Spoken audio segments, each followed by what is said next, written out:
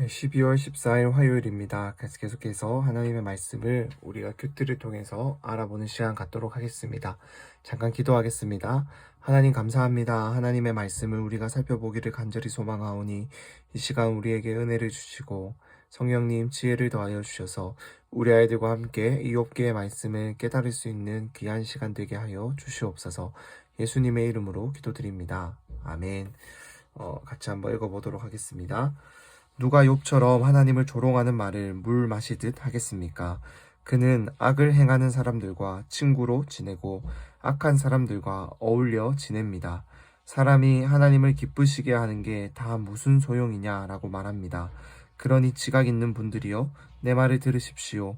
악을 행하는 것은 하나님과 거리가 멀고 불의를 저지르는 것은 전능하신 분과는 아무 상관이 없는 일입니다. 그분은 사람이 행한 대로 갚으시고 사람이 살아온 대로 대하십니다. 그렇습니다. 하나님께서는 절대로 악을 행하지 않으시고 전능하신 분께서는 절대로 공의를 왜곡하지 않으십니다. 한 번 더 읽어보겠습니다. 누가 욥처럼 하나님을 조롱하는 말을 물 마시듯 하겠습니까? 그는 악을 행하는 사람들과 친구로 지내고 악한 사람들과 어울려 지냅니다. 사람이 하나님을 기쁘시게 하는 게 다 무슨 소용이냐라고 말합니다. 그러니 지각 있는 분들이여 내 말을 들으십시오. 악을 행하는 것은 하나님과 거리가 멀고 불의를 저지르는 것은 전능하신 분과는 아무 상관이 없는 일입니다. 그분은 사람이 행한 대로 갚으시고 사람이 살아온 대로 대하십니다.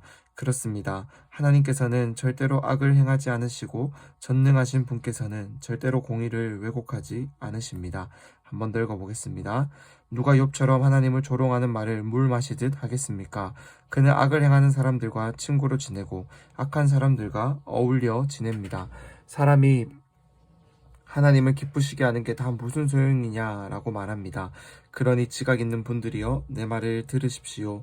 악을 행하는 것은 하나님과 거리가 멀고 불의를 저지르는 것은 전능하신 분과는 아무 상관이 없는 일입니다.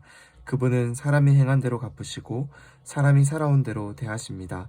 그렇습니다. 하나님께서는 절대로 공의를 행하지 않으시고 절대로 악을 행하지 않으시고 전능하신 분께서는 절대로 공의를 왜곡하지 않으십니다. 아멘. 엘리후는 계속해서 이야기합니다. 욥이 고난을 받게 된 것은 분명 욥에게 잘못이 있다. 그리고 욥이 이 잘못 가운데 잘못을 통해서 고난을 받고 있기 때문에 이 고난 가운데서 계속해서 하나님을 향해 잘못을 저지르고 있다라고 이야기를 합니다. 욥처럼 하나님을 조롱하는 말 하는 사람이 어디 있냐고, 악을 행하는 사람과 그는 친구로 지낸다고, 하나님을 기쁘시게 하는 게 다 무슨 소용이냐라고 말하는 욥의 이 말은 욥이 죄인이었다. 욥은 죄인이다라는 것을 보여준다라고 엘리후가 지금 이야기하고 있습니다. 하지만 욥이 이러한 말을 했다라는 것은 사실입니다. 욥이 고통 가운데 놓여 있었기 때문에 하나님을 원망하기도 하고 자기를 비방하는 친구들을 향해서 저주하기도 하고 아프고 힘들기 때문에 불평과 불만의 말을 하기도 하였습니다. 하지만 우리는 알고 있어요. 욥이 정말로 하나님을 미워했기 때문에, 죄를 기뻐했기 때문에 그러한 일을 했다라는 것이 아니라 욥이 얼마나 그 상황과 어려움을 견디기 힘들었으면 그러한 말을 했겠어요.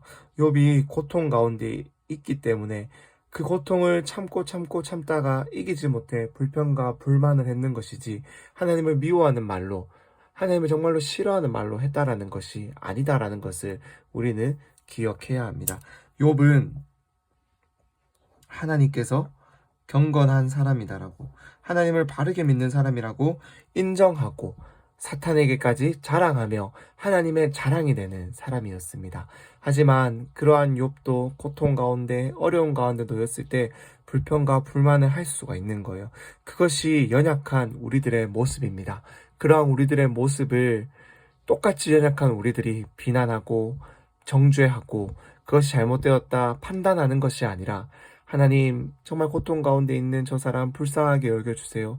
이겨낼 수 있도록, 하나님을 다시 사랑할 수 있도록, 하나님을 더욱 믿을 수 있도록 도와주세요 라고 기도하는 말로 위로하는 것이 진정한 위로자이고 친구다라는 것을 우리가 기억했으면 좋겠습니다. 엘리후의 말, 하나님을 미워하고 하나님에게 악한 말을 행하는 사람에게 하나님 벌을 내리신다, 그들을 심판하신다라는 그 말 너무나도 맞지만 욥의 상황 가운데 적용하기에는 조금 어려움이 있었다라는 거 우리가 꼭 기억하며, 엘리후처럼 또 욥의 친구들처럼 어려운 상황 가운데 놓인 사람들을 우리가 비난하고 정죄하고 판단하는 것이 아니라 그들을 불쌍히 여기고 품어줄 수 있는 넓은 마음, 기도하는 마음이 우리에게 가득하여졌으면 좋겠습니다. 잠시 기도하겠습니다. 하나님 감사합니다. 오늘도 우리 아이들과 살아계신 하나님의 말씀 살펴보았습니다. 하나님, 우리 주변의 고통 가운데 있는 자들을 위해 기도할 수 있는 우리들이 되게 하여 주시옵소서.